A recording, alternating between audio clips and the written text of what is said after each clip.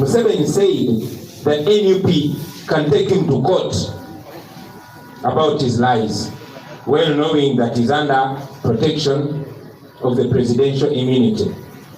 Ladies and gentlemen, I have to Museveni, and in this letter I put a 23 charge.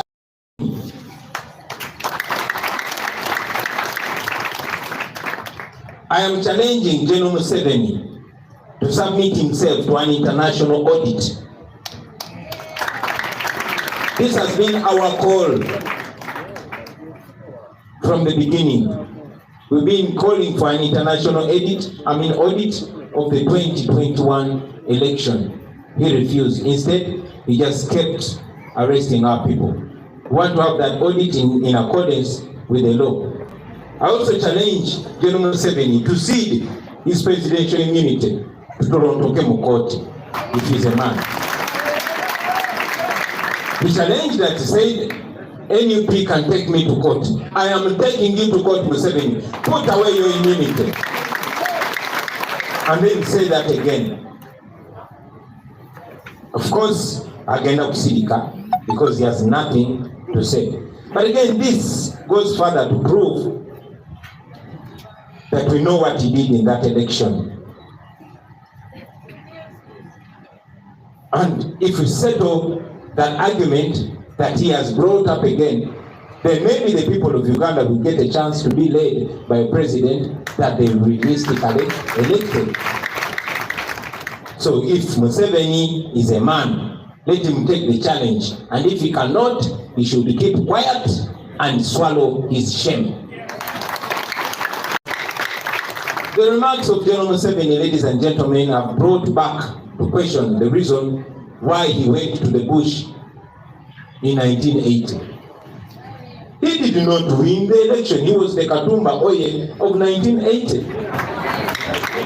But after the election, he picked guns, went to the bush. After taking power, he did not hand the power to Semo Gerere, who was the rightful winner. That shows that he was lying, just like he is lying right now. And now that Museveni says that the election was rigged, then why doesn't he disband the Electoral Commission?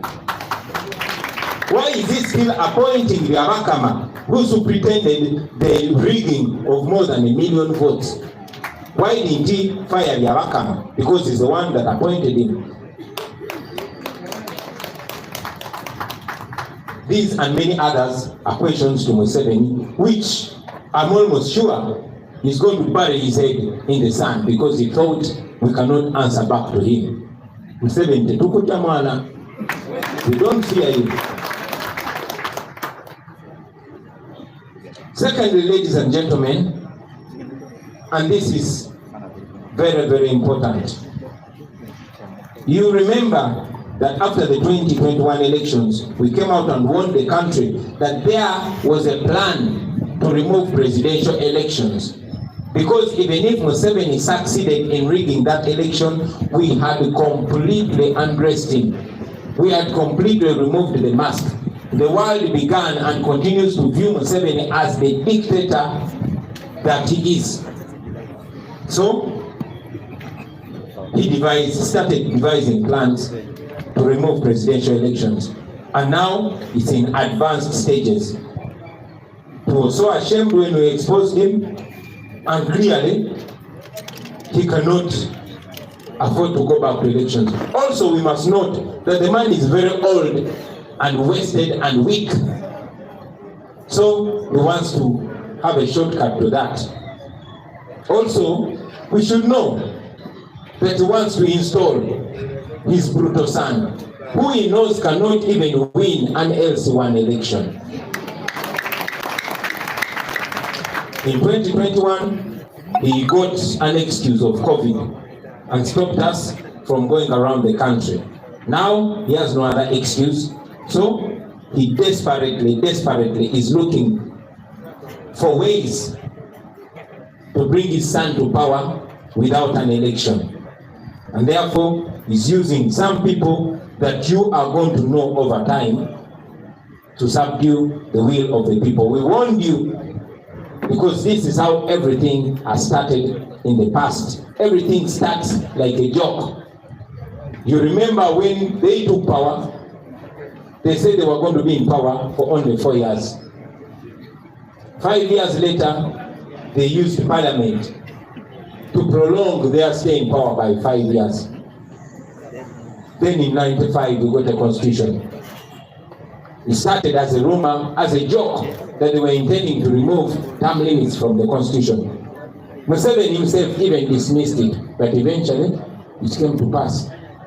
And then the age limit, it started like a rumor, and Museveni himself dismissed it as idle talk. Long story short, now we don't have term limits in our constitution. I mean, we don't have age limit in our constitution. So today, he's doing the same.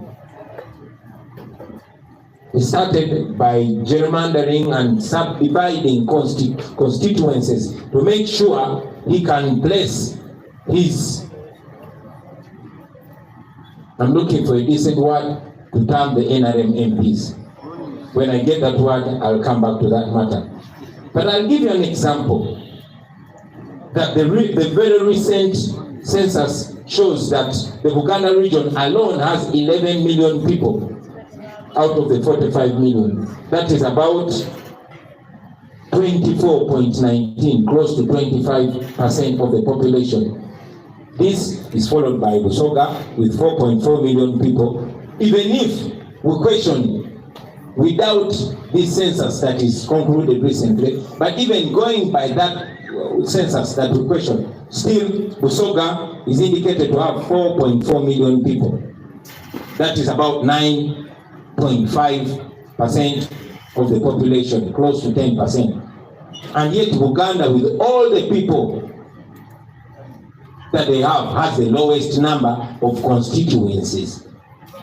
If you compute the constituency MPs and districtwoman MPs in the current 11th parliament, you'll see that the Eastern region has 141 MPs, the Western region has 132 MPs, Northern region has 124 MPs, and Central has only 102 MPs.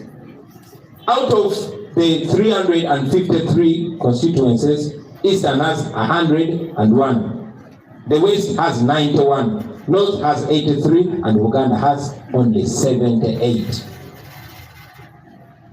Therefore, Museveni believes that the parliamentary system, when they elect president from parliament, it will give him advantage, saying that it's easier for him to use these rural constituencies to do all manner of rigging, and then bring himself to power without having the will of the people. We condemn this, and we condemn those seemingly intelligent, useful idiots that General Museveni is using. In the beginning, when he wanted to remove the age limit, he used the likes of Kakoza, James Kakoza. And then when he wanted to remove the age limit, he used Raphael Magezi. Now he's using Norbert Mao and Kafuzi and the like. But ultimately, this proposal is intended to hand the country into the hands of Museveni's family. And I want to tell you, fellow Ugandans, this is a very, very serious warning. Once you are handed to this family, it becomes Museveni's kingdom forever. You are slaves forever. The last chance you had is to be able to elect your own president. Yes, they rig elections, but you get opportunity to assert your will. It is seen everywhere. Now they want to take away the power from the people to choose their president. This is not a secret anymore. And they are going to use seemingly opposition people. You are going to see them. Our duty is to open your eyes so that when it happens, you know. We were discussing with Comrade Secretary General earlier on, and we said that we probably made a mistake not exposing those commissioners that took themselves to court using the personal assistant of one of them to sue them so that they can go and apparently win a case to block the debate on corruption in Parliament. Now we cannot take it for granted anymore. We find it imperative to expose every trick and to inform you, ladies and gentlemen. Now you know.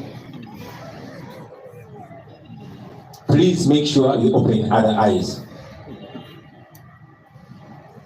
I also want to talk about the double standards of the Electoral Commission, and our able Secretary General has spoken about it in detail.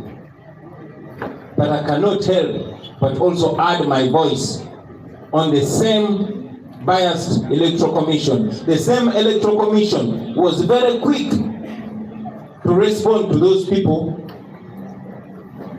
our comrades from FDC trying to start another party in favor of impersonators. You know we are people power. You know we are the people power movement. You know they blocked us from registering people power as the political party. You remember that they used the Balaam, now Museveni's minister, to go and apparently reserve our name as an NGO working for all the people. And now they are trying to register it as their own political party.